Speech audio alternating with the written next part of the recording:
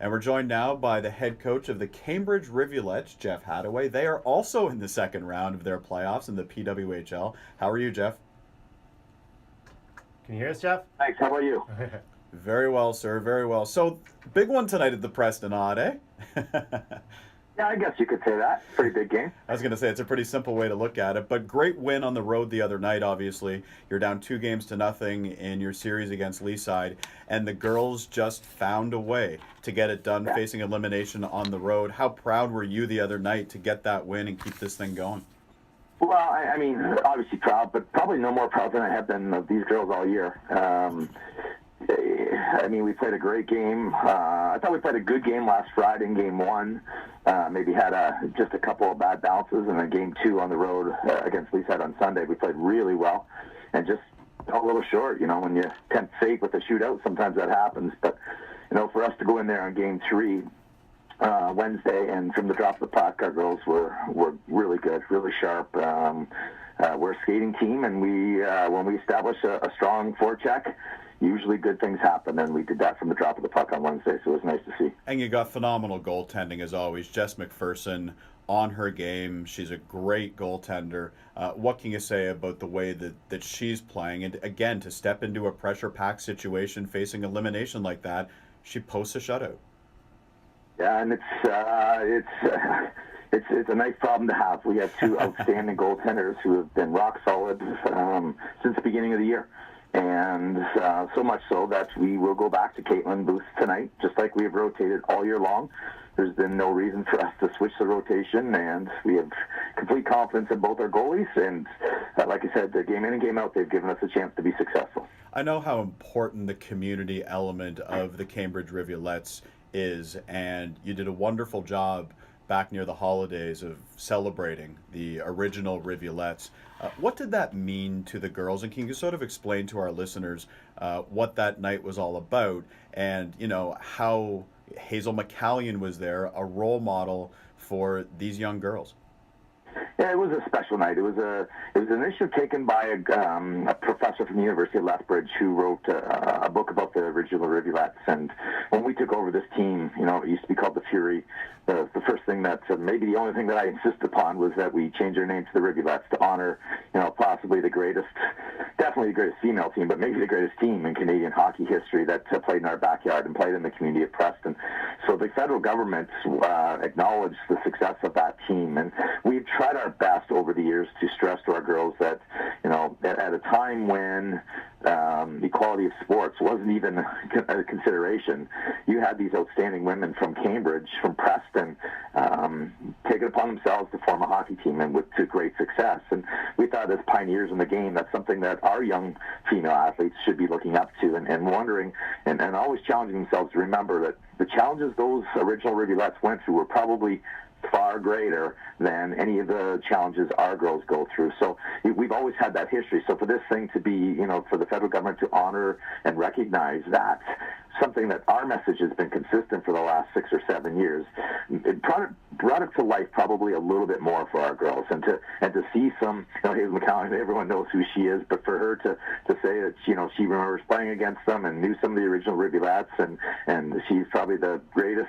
champion of female athletics, specifically hockey. Again, and she came right into our room and she related stories, and our girls were just, I think, in awe. And that night we played a pretty special hockey game, and I would say since we've elevated our game significantly. Now, emphasizing on Darren's point and the one that you just made as well, have you noticed an increase in like attendance and like the popularity of the game itself? Have you noticed anything? Specifically to our team, maybe a little bit more attention. We've had a little bit more media attention this year, and it would be my hope that we'd have more media attention for the entire league, not just for the Cambridge Rivulettes. It's nice to have, but we've worked exceptionally hard to try to increase the exposure of our program, and I guess secondarily to the PWHL, because the hockey is fantastic.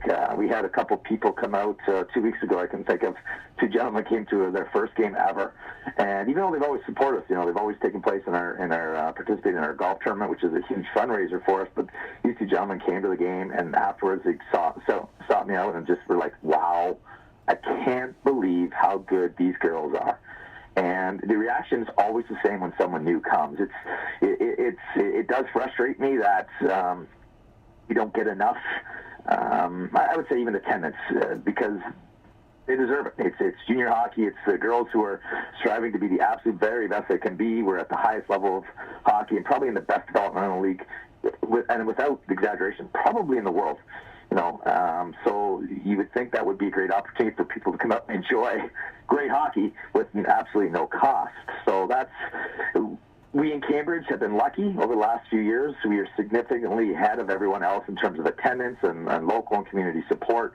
But at the same time, that hasn't come easily. It's come with a lot of hard work, with a lot of terrific volunteers and girls getting out and involved in the community, involved with local road runners, and trying to be as visible as we can be. I think the one thing that I noticed, Geoff, is the pace of the game. And again, this is a developmental league, junior hockey, whether it be junior B, junior C, PWHL, it doesn't matter. Some of these kids have aspirations of playing at the next level, and the Rivulettes have been extremely successful in being able to place athletes in the NCAA. I think that's a compliment to your program. I think that's a compliment to you on a personal level as a coach, being able to help these kids develop. What does it say about these girls, though, that they're working hard, they're getting opportunities, and that's a compliment to your league, ultimately, is what it is, Geoff. Yeah, it certainly is. And then I actually didn't look, but at this past Olympic team, but I know in the past Olympics, it's been upward to 60 to 70% of those players have come from our league. So, when I say it's the number one developmental league in the world, it's because that's where the majority of the great players are coming from, and Ontario is still a hotbed for female hockey. In terms of what we've done, these girls work just as hard as any player that I ever coached in Junior B. They put in the exact same amount of time and effort. Their off-season training is just as significant. And, I would say the motivation for an elite-level athlete, male or female, is the same. It's to be their absolute very best.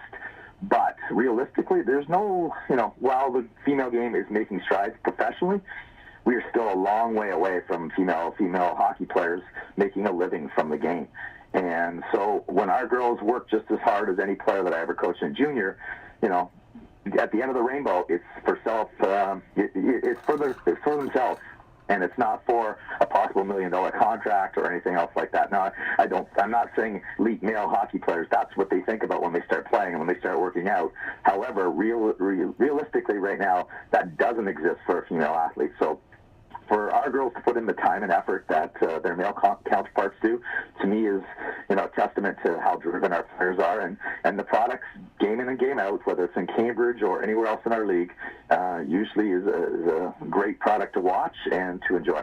I couldn't agree with you anymore. And you know what? You have an opportunity tonight to go check out exactly what Geoff is talking about. It's Game 4 between the Cambridge Rivulettes and Leaside at the Preston Auditorium. Puck drop is at 7:40. All right, Geoff, last one. Give me your quick coach answer on what needs to happen tonight in order for your team to force Game 5.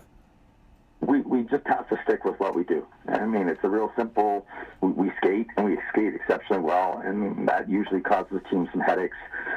When we're doing that, we've said from day one, when we do what we're supposed to do, we can live with the results. So I'm looking forward to the opportunity in front of us here tonight, and we're hoping for the best.